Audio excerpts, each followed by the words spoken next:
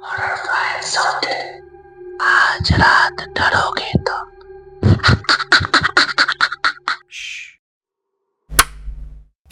आज की कहानी पूर्वी भारत में रहने वाली एक लड़की तापोशी की है।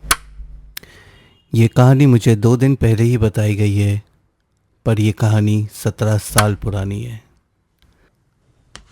आज तापोशी 30 साल की है, पर उसके साथ ये घटनाएं तब शुरू हुई जब उसकी उम्र सिर्फ 13 साल थी।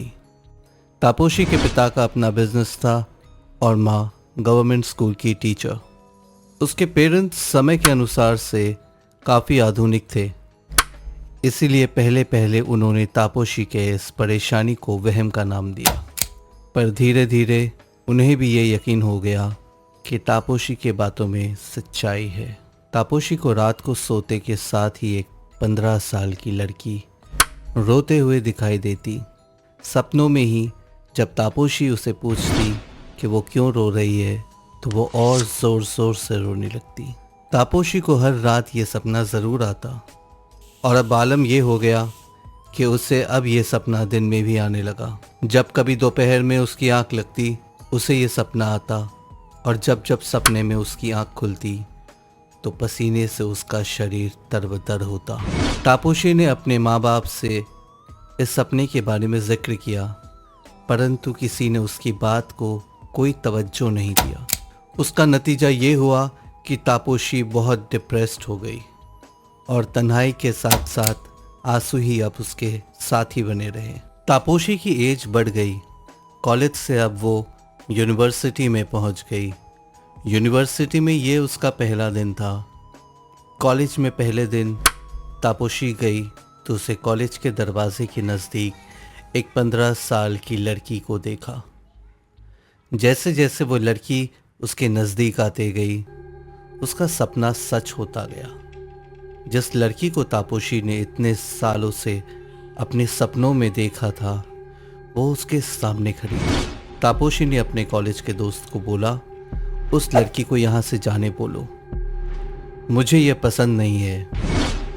उसके फ्रेंड नीलांजन ने बड़े अचंभे से उसकी तरफ देखा और बोला, वहाँ तो कोई भी नहीं है। नीलांजन ने तापोशी को समझाने की कोशिश करी, पर तापोशी समझने को तैयार ही नहीं थी।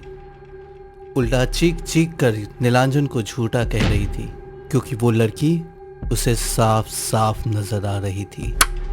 आज पहली बार उसने उस लड़की को रोते हुए नहीं, बल्कि हंसते हुए देखा। उस दिन के बाद से उस लड़की को तापोशी ने यहाँ वहाँ दिन के उजाले में देखना शुरू कर दिया था, और आश्चर्यजनक से उसे रात को वो सपना आना बंद हो गया था। तापोशी ने एक बार अपने इस परेशानी को अपने कॉलेज के दोस्तों के साथ शेयर किया था, पर उसके कॉलेज के दोस्त उन्होंने उन्हें पागल पागल कहकर उसका मजाक उड़ाना शुरू कर दिया। उसके बाद वो रोती रहती और धीरे धीरे डिप्रेशन की तरफ जाती रही। उसके इन हालात में ही उसकी मुलाकात हुई परितोष नाम की एक लड़की के साथ। धीरे धीरे उन दोनों के बीच प्यार उमड़ने लगा, और उन्होंने अपने पैरों में खड़े हो जाने के बाद इस रिश्ते को अंजाम देने की ठान ली। तापोशी के इस बेरंग जिंदगी में खुशी का एकमात्र सहारा परितोष ही था। तापोशी ने करीबन 10 सालों से परितोष के सामने अपने इस परेशानी का जिक्र नहीं किया था। 1997 में शुरू हुई ये घटनाएं साल 2010 में जाकर ख़त्म हुई। तापोशी की उम्र बढ़ती जा रही थी। तापोशी को दिखाई देने वाली उस लड़की का रंग रूप में कोई बदलाव नहीं आया था। तापोशी इन बातों को धीरे धीरे भुलाना चाहती थी। बंगाली शादी में शादी से पहले आशीर्वाद की एक रस्म होती है। आशीर्वाद के इस रस्म के बाद परिवार वालों की रजामंदी से शादी से पहले तापोशी और परितोष एक दूसरे के साथ कुछ समय बिताने के लिए दार्जिलिंग गए। तापोशी और परितोष उस दिन शाम को घूमने के लिए निकले। वो दोनों सनसेट पॉइंट पे पहुंचने के लिए पहाड़ियों की ऊंची चोटी की ओर चल जा रहे थे, ताकि वो सनसेट की खूबसूरत नज़ारे को देख सके और अपने कैमरे में प्यार के उस हसीन पलों को कैद कर सके।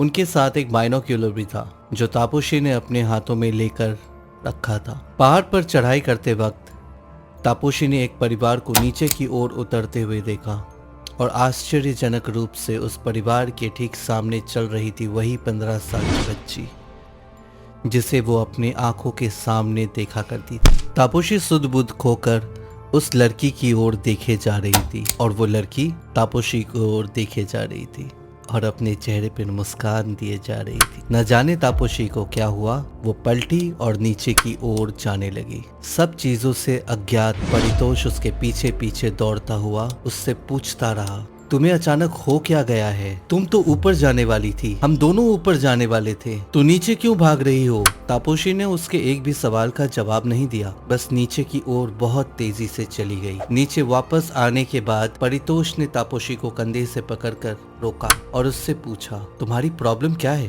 तापोशी और परितोष एक दूसरे को देख रहे थे। इससे पहले कि तापोशी कुछ बोल पाती, उसके कंधे पे एक हाथ उसे छूते हुए उसे बुलाया। पीछे मुड़कर देखते ही दार्जिलिंग के ठंड में भी तापोशी के सर से पसीना टपकने लगा। डर से उसके पांव कांप रहे थे। तापोशी उस लड़की पर चिल्लाते हुए पूछ रही थी, क्यों परेशान कर रही हो? क्यों मेरे पीछे पीछे आती रहती हो? उसकी सभी बातों को सुनने के बाद उस लड़की ने कहा, आंटी आपका बाइनोकुलर गिर गया था। बाइनोकुलर लेते हुए तापोशी ने पीछे मुड़कर परितोष से नजर मिलाई और जब वो वापस पीछे मुड़ी तो उसने देखा कि वो लड़की वहाँ नहीं थी। उसने परितोष से पूछा, तुमने उस लड़की को देखा? उसकी बातें सुनकर परितोष ने बोला, कौन सी लड़की? तुम क्या बोल रही हो? मैंने तो किसी को यहाँ नहीं देखा। तापोशी को लग रहा था कि परितोष उससे झूठ बोल रहा है। आज पहली बार तापोशी ने उस लड़की की आवाज भी सुनी थी। उसे यकीन था कि उसने उस लड़की को देखा है जो उसके सपने में आती है। परितोष तापोशी पर बहुत गुस्सा था और उसे समझाने के लिए तापोशी ने परितोष को अपनी जिंदगी का सबसे बड़ा राज बताया। परितोष को उसकी बातों पर जरा भी भरोसा नहीं हुआ, तो उसने अपने कॉलेज फ्रेंड नीलांजन से उसकी बात करवाई। तब जाकर परितोष को उसकी बातों पर यकीन हुआ। सच बताने के बावजूद उन दोनों के बीच मनमुटाव बने रहे, क्योंकि परितोष ने तापोशी को इतनी इम्पोर्टेंट बात छुपाने के लिए उस पर नाराज था। झगड़ते झगड़ते काफी रात हो गई और ये रात तापोशी के लिए आखिरी रात थी। आज रात कई दिनों के बाद तापोशी को फिर से वही सपना आया और उसने आज तापोशी से बोला, आप शायद मुझे नहीं पहचानोगी, पर आज से 55 साल पहले आपने मुझे और मेरे पिता को मारकर किसी दूसरे आदमी से शादी कर लिया था। मैं हमेशा रोती हूँ क्योंकि मुझे आपसे बहुत डर लगता है, पर आज देखो मेरे साथ कौन आया है। आज मैं पापा को भी लाई हूँ। सुबह जब परितोष नींद से जगा तो उसने देखा कि तापोशी बिस्तर पर लेटी हुई है। उसकी आंखें खुली है, जैसे पंखी की तरफ देख रही हो, और चेहरे पर दर्द का साया कायम था। परितोष ने जब उसे हाथ लगाकर बुलाया तो तापोशी का शरीर बिल्कुल ठंडा था। उसकी मौत हो चुकी थी।